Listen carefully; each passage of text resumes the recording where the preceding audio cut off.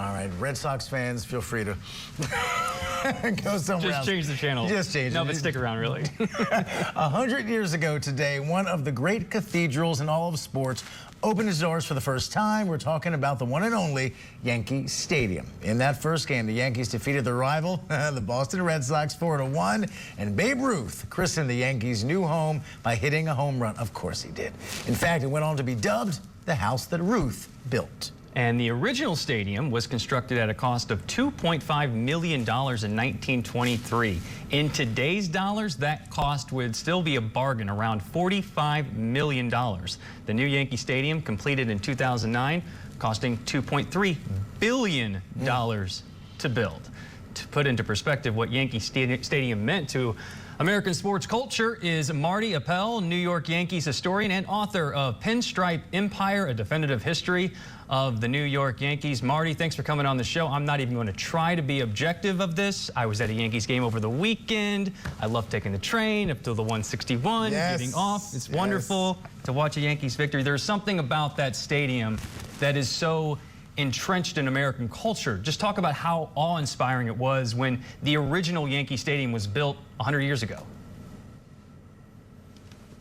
Well, there was nothing like it in America. There was one other edifice that was called a stadium, and that was Harvard Stadium, where they played football.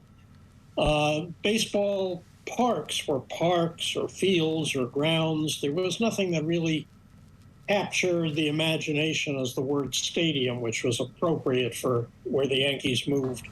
Babe Ruth had joined the team in 1920. They were still sharing the polo grounds with the Giants, but they were outdrawing the Giants, and the Giants wanted them out.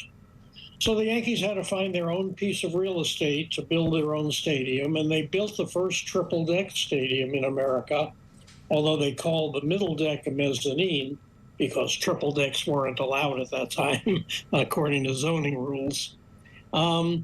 74,000 people showed up on opening day, and it wouldn't have happened. You mentioned taking the train. It could not have happened if a subway stop wasn't right at that corner, because people from Manhattan had no reason to go to the Bronx before this. So they had to figure out how to get there, and there was a subway. But it's really one of the cool appeals. The subway just drops you off right there in front of the stadium. It's great. So how did it get called the house that Ruth built? Obviously, Babe Ruth, one of the greatest players of all time, perhaps the greatest slugger in history. Why did he get that moniker? The Yankees needed a new place anyway, but it was largely because of Babe Ruth's prominence that they were outdrawing the Giants. So it was called the house that Ruth built because he seemingly made a necessity out of it. And he christened it with the first home run. He was always up for the dramatic moment.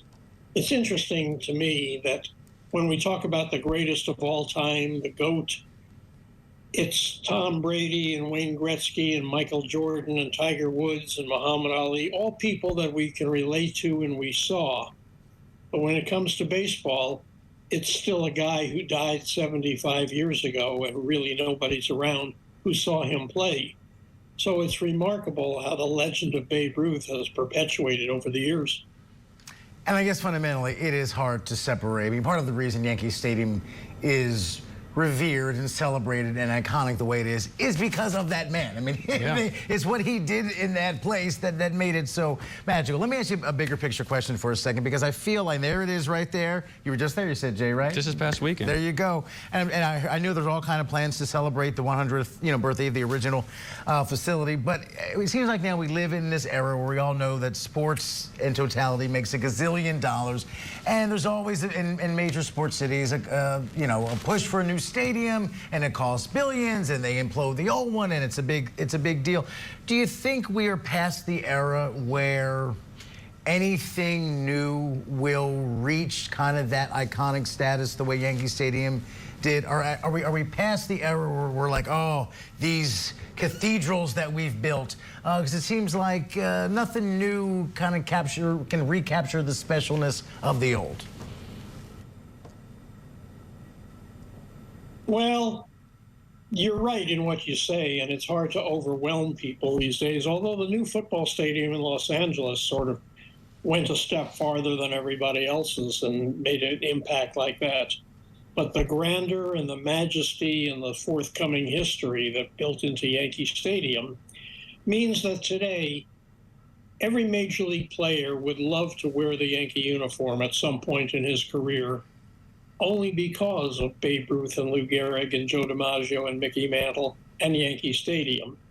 So it's a remarkable legacy that that ballpark has, and a remarkable hold on the sporting public. Yeah, and the new stadium that they built was actually modeled after the last one. It looks very similar. I've been to both old and new. It's very similar, and it's on the same plot of land there. Well, it's actually across the street. So purists say, no, this isn't Yankee Stadium. Oh, that's right. That's the controversy. My apologies. My apologies for folks in the Bronx. Yeah. It is an amazing. But I mean, it's interesting to celebrate 100th.